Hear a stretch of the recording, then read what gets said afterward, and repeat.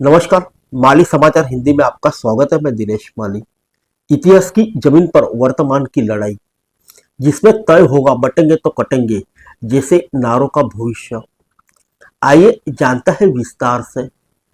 महाराष्ट्र का औरंगाबाद वह जिला है जहां पर अजंता और इलोरा की गुफाएं हैं, तो देवगिरी का किला भी है। देवगिरी के किले को अपना केंद्र बनाने के लिए मुहम्मद बिन तुगलक ने राजधानी दिल्ली से यहाँ दौलताबाद लाने का फैसला किया था। तुगलक तो ऐसा नहीं कर पाया, लेकिन यह जिला आज पूरे मराठवाड़ा की राजनीति की राजधानी कहा जाता है। जिले का नाम तो छत्रपति संभाजी नगर कर दिया गया, पर विधानसभा क्षेत्रों के नामों में अभी भी औरंगाबाद नाम जुड़ा है। चुनावी राजनीति में भी इतिहास के किस्सों को वोट को साधने के लिए प्रयोग किए जा रहे हैं। देखना है कि छत्रपति शिवाजी महाराज के बेटे के नाम पर रखे गए जिले और शहर को नाम, इसका इतिहास वर्तमान में रुझान किस ओर ले जाएगा। पिछले कुछ चुनाव से यह जिला शिवसेना का गढ़ रहा है। शिवसेना टूटी तो कई विधायक एकनाथ शिंदे के पाले में आ गए। पूरे जिले में देखा जाए तो लड़ाई शिवसेना शिंदे बनाम शिवसेना यूबीटी के बीच है। शहर की 2 सीटों पर भाजपा के विधायक हैं, तो असुद्दीन ओवैसी की एआईएम भी एक सीट पर मजबूत दावेदारी कर रही है। जिले में कुल 9 सीट औरंगाबाद पूर्व, औरंगाबाद मध्य, औरंगाबाद पश्चिम, गंगापुर, फुलंबरी, वैजापुर, कन्नड़, पैठन और सिल्लोड है। पिछले चुनाव में यहां से शिवसेना से जीते 6 विधायकों में से 5 शिवसेना शिंदे गुट के साथ आ गए, तो कन्नड़ से विधायक उदय सिंह राजपूत उद्धव खेमे में ही है। अब शिंदे गुट का भाजपा के साथ गठबंधन होने के कारण कुछ भाजपा ने भी पाला बदल दिया है। औरंगाबाद पश्चिम, वैजापुर और सिल्लोड से भाजपा के कार्यकर्ता इस बार शिवसेना के उद्धव खेमे से ताल ठोक रहे हैं। जालना से भाजपा से सांसद रहे राव साहब दानवे की बेटी संजना जाधव कन्नड़ से शिवसेना शिंदे के उम्मीदवार हैं। उनका सामना उद्धव गुट के विधायक उदय सिंह राजपूत से है और अपने पति हर्षवर्धन जाधव से भी है, जो निर्दलीय मैदान में है। हर्षवर्धन 2 बार विधायक हैं। उनके माता और पिता दोनों विधायक रहे। शिवसेना के दोनों गुट इस बात पर अड़े हैं कि जनता को कैसे बताया जाए कि किसने किसका साथ छोड़ा है।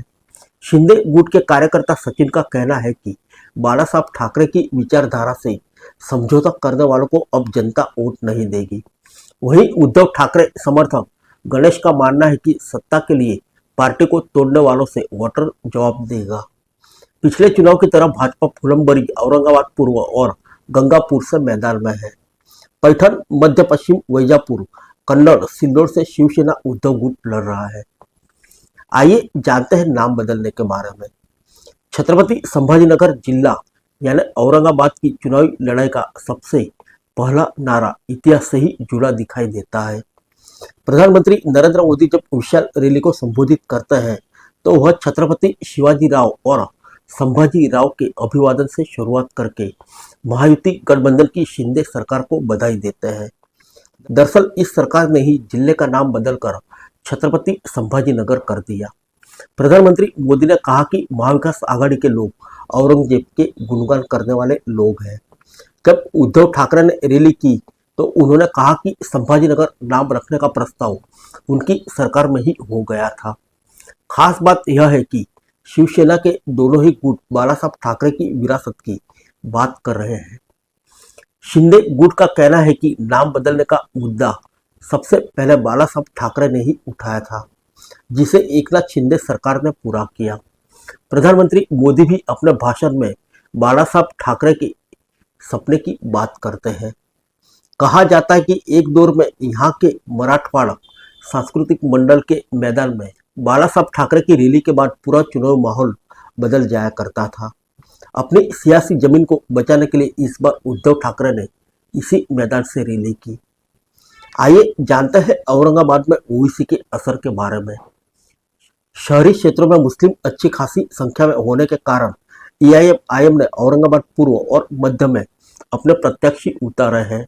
सांसद रहे इम्तियाज अली पूर्व से लड़ रहे हैं, तो मध्य से नासिर सिद्दीकी, इन क्षेत्रों में अपनी पकड़ मजबूत बनाए रखने के लिए ओवैसी यहाँ से यात्रा भी निकाल चुके हैं।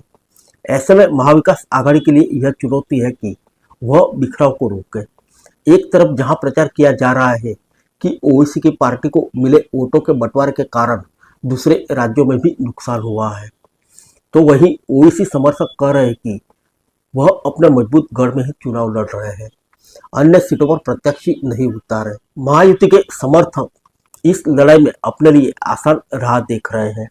हालांकि दोनों ही सीटों पर शिवसेना शिंदे और शिवसेना यूबीटी ने हिंदू प्रत्याशी उतारे हैं। ऐसा माना जा रहा है कि वोटरों का बंटवारा किसी भी तरफ हो सकता है।